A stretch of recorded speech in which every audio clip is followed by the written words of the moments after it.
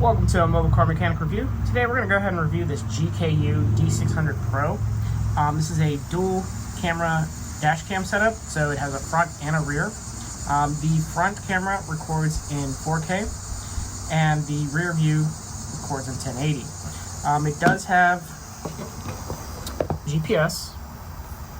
The night vision, I guess, is improved in some sort of way, and it's 4K front only. If you do combine the front and the rear is only 1080p, and then it'll make the front only record in 2.5. So we'll go ahead and unbox it.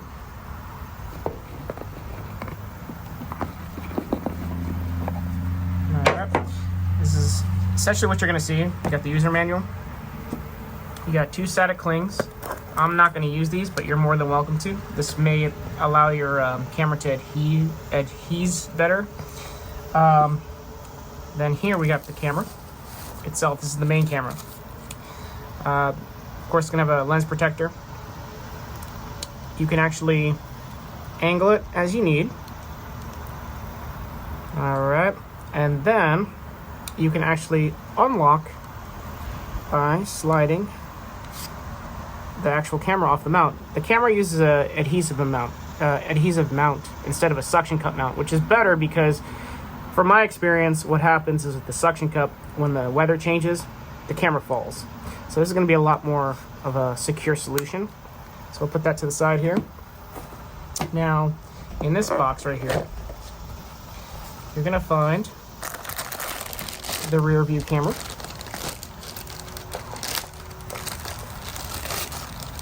Alright, it is also secured with the adhesive. It has a lens protector. And this is like a quick disconnect, so we can go ahead and make sure that it makes it a lot easier to connect. I believe this is 20 foot of cable, so we'll put that to the side for now. And then we have the actual power adapter with a USB port built into it. It's a USB-C connector. This, I believe, is 10 foot, and it has a USB pass-through, so you can charge your phone or any other mobile devices. They do give you a trim tool to go ahead and help tuck in the wire. An Allen key, which I believe is here to help with tightening up the hinge assembly for the camera. So if you want to make sure if it's a bit loose, you can always tighten it. They give you that, some extra adhesive strips, and some cable clips. Now on the camera itself, you have a function button. So the thing with the function button is that if you hold it down for once, if you click on it, it records. If you hold it down for 3 seconds, it'll either stop or start recording. If you hold it down for 5 seconds, you'll hear 2 beeps to factory reset the unit. And then for 9 seconds, it actually resets the unit itself to like reboot it. So that's this side here. It does have a built-in screen. Really just going to be there to kind of display things, more of just like you can see the recording, you can see the camera, you can see your status, like such as like, okay, hey, do we have GPS, are we recording, things like that. And then on the side here, you have the USB-C port. This is obviously your power. This little circle port right here is your input for the rear view camera. And good thing too is they give you an SD card for free, or included in the package. So in this case, it's a 64 gigabyte SD card. Go ahead and reinsert that there. And then just make sure when you're putting the card in there, if you want to upgrade it, it goes in this direction. So we'll go ahead and then just push it until we hear it click and it's not popped out. So what we're going to do now is we're going to go inside the car and install it. Alright, so before we go ahead and get started, we're going to go ahead and clean the area that we want to put it in. So I'm going to try to put it behind the dash camera. It might be difficult. I'll just move my mirror to kind of show you where I'm at. So I'm going to try to clean that area.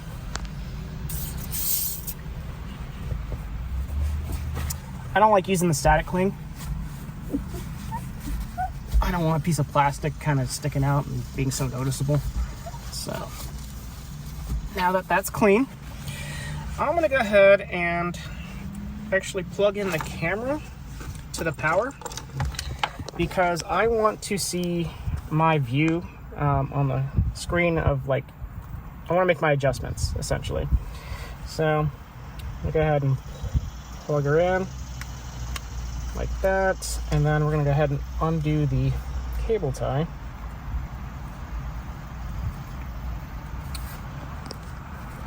And I'm going to go also, so obviously your power outlet will be in a different location. Mine is right here.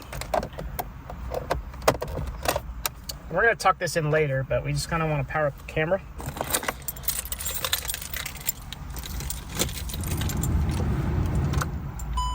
Okay, so this one has a screen. Until it powers on. So I did mess with the camera off camera. Normally we'll say start recording when it's recording. Right now it's not. We'll let the beeps go away. So now I'm gonna go ahead and take this lens cap deal off so I can actually see the camera. And I want to kind of see where I want to place it. So at this point I think I want to place it here.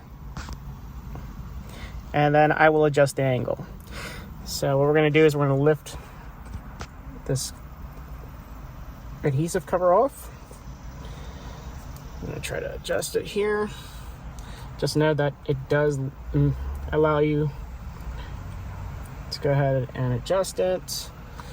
So I'm going to probably put it right here. Okay. I like this angle. Just going to go ahead and make sure it's tight. Now that I have that in place, we're going to go ahead and start routing the wire. So I'm going to go ahead and unplug it from here. Then we're going to start tucking it in through the weather seal, the headliner, down to the bottom, ultimately to the lighter jack. So let's go ahead and do that. All right, so now I'm going to go ahead and just start putting up the wire in here. I'm going to try to see if I can scoot it in there as much as I can.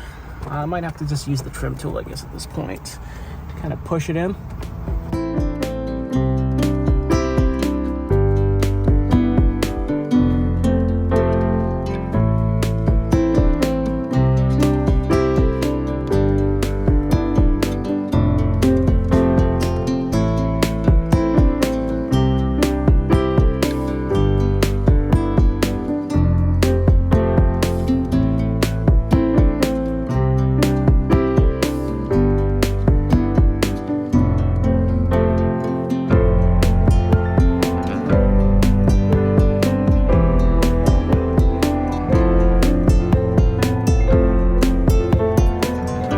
So now we have the dash cam wired in. Let's go ahead and turn the key just to make sure that the camera power's on.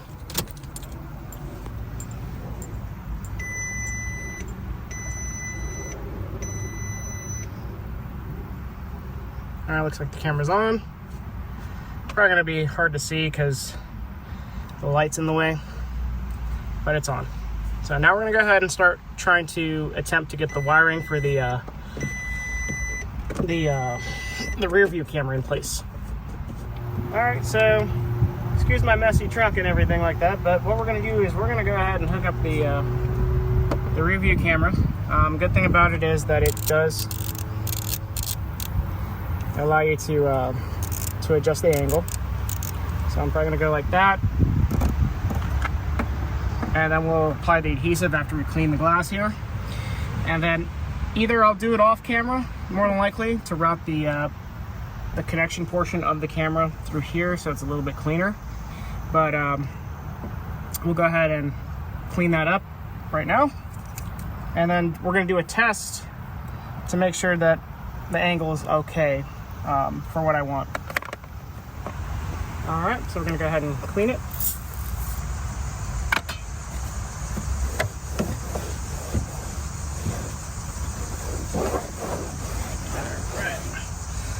I'm going to use this center point of my brake light here.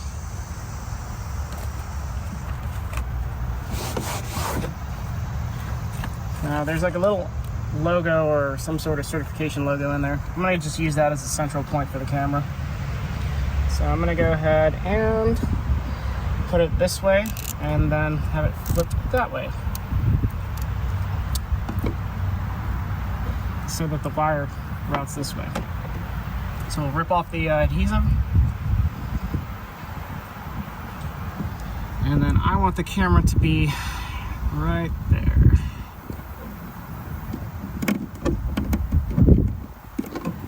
Okay.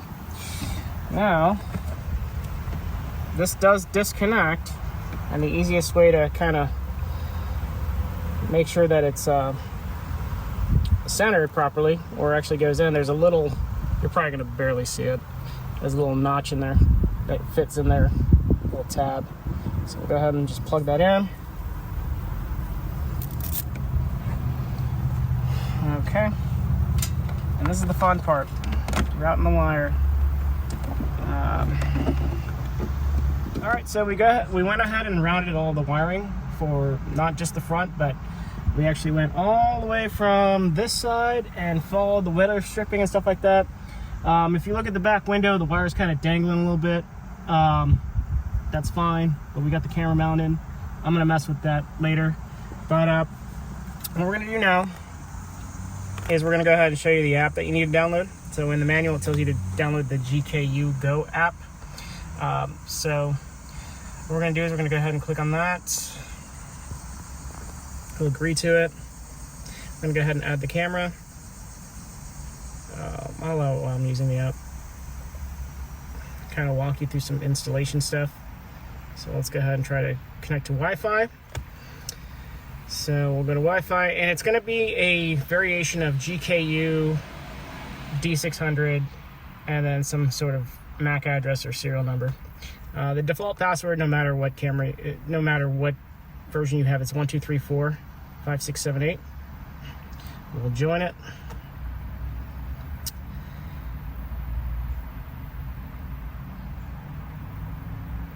Okay, we'll go back to the app. Allow. Add the camera.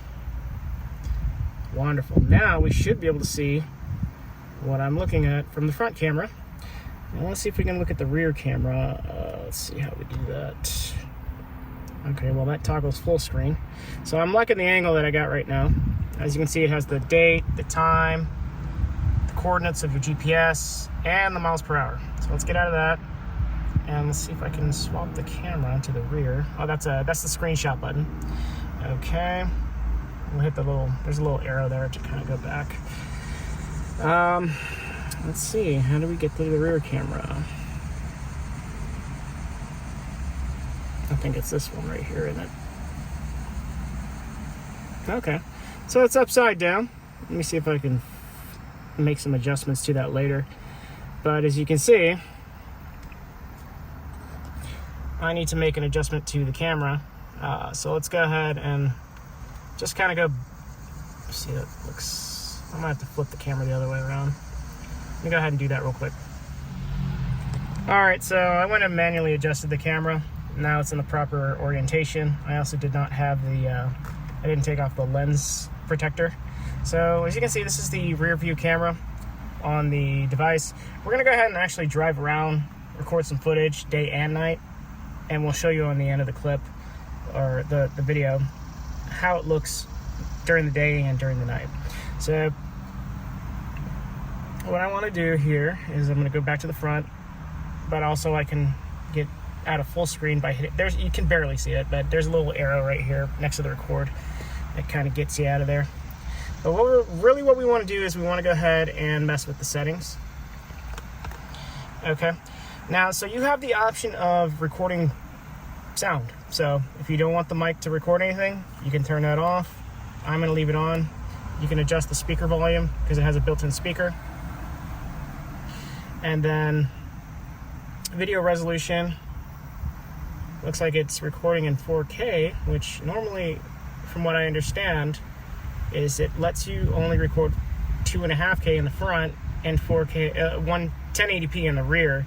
I'm assuming that we got the most updated version because the manual says that it's 1080p for the rear and 2.5 if you have them combined. So that might have changed. All right, so Also, you can change the loop record options. Normally I like to have it every 3 minutes, so it segments the clips, but you have the option of 1, 2, and 3. I don't think there's anything higher than that. Timestamp, GPS coordinate, and speed watermark. So the speed watermark is obviously going to be the speed of what you're traveling at. You can flip the image, so it's either going to be inverted or not. You can change pretty much any of these things here. GPS data is going to be if you want to even activate the GPS itself. Collision sensing, I believe, is more of like a G sensor type thing, where it's going to lock the clip when it detects some sort of impact so that it doesn't get overwritten. What's happening here too is that you have your general stuff, so you can change the name of your dash cam and password if you don't want anyone else to connect to it. Of course, the firmware version. You can format the card and factory reset it.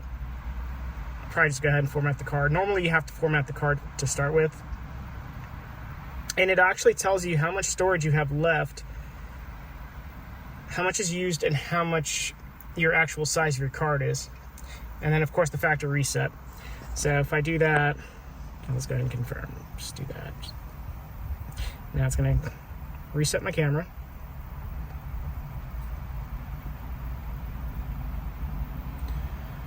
And then we'll see if we can go ahead and connect to it.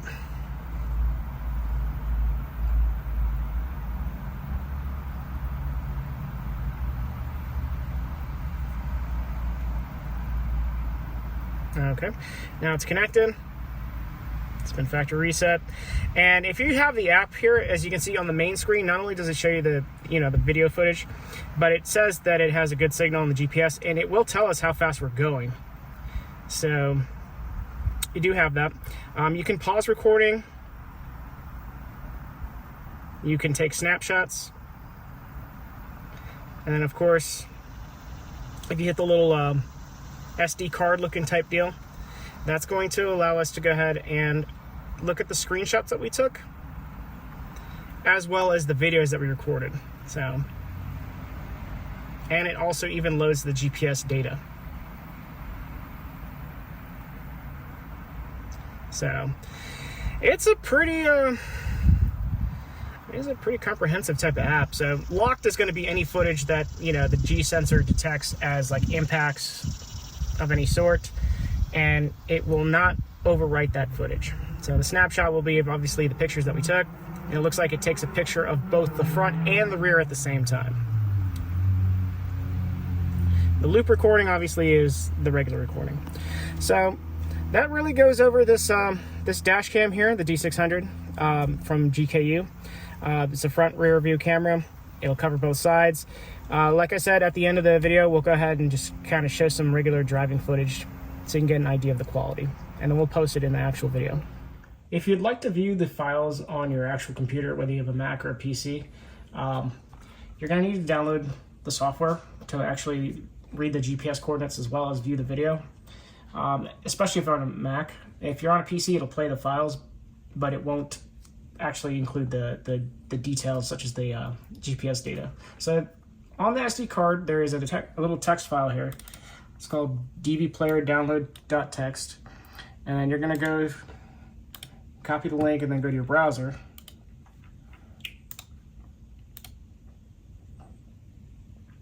And you'll see that they have the software for both the Mac and the PC. So we've gone ahead and downloaded it. Just so you're not kind of confused, in the manual, they actually also give you the link for the software.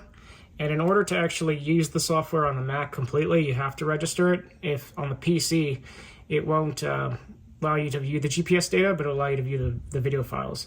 So you'll see a sticker. I'm not sure if each code is unique to every camera, but there's a license key. So there's an activation code. So we're gonna go ahead and launch up the software, get it registered, and then we'll show you how to use it. So the software that is installed is called DV Player. It seems kind of buggy, to be honest.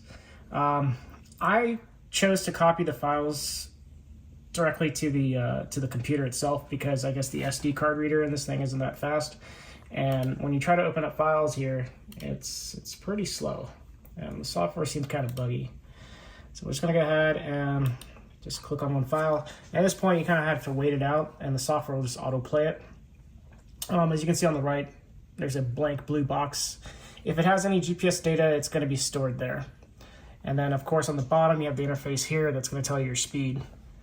So you can see the slider bar is just conking out and all that stuff like that, but it's basically there to let you skip and whatnot, but I don't think it's going to do anything. But this is how you can view the video on your machine or your computer itself, if you want to do that. The files are in what they call a .ts format, so it's not a standard format. So you do need the software, at least on the Mac, to play it. On the PC, it'll play in Windows Media Player, no problem. But other than that, I mean, that's the interface here. Get out of there. And you can also, if you need to, you can convert it to an MP4 file. So, you know, if you want to convert it to a format that anybody can see it with. So if you need to send this, for example, to like your insurance provider or a cop or whatever it may be, or just share it on the internet, you can go ahead and convert it. You can download your GPS data. You can take a screenshot. If you want to, if you have like multiple files in the playlist, you can just have it automatically just go on to the next one. You can zoom in and then adjust the volume as well. But the software is okay. It's not that great, to be honest. But if you need to view your stuff on a bigger screen, or just like I said earlier, there we go. Looks like we converted it. So now it's should be able to go ahead and zoom that down and see if it put it back in the directory. All right, so here's our converted file. Now it'll open up in the default media player, just as a full-on video. You'll still get the details on the bottom, such as the date, the time, the GPS coordinates, and the speed. And honestly, I think it looks better using a different player than the actual DV player. But yeah, really, if you want the GPS data more so in the Google Maps type thing, then use the DV player, or to convert the files as well. And yeah, that's about it.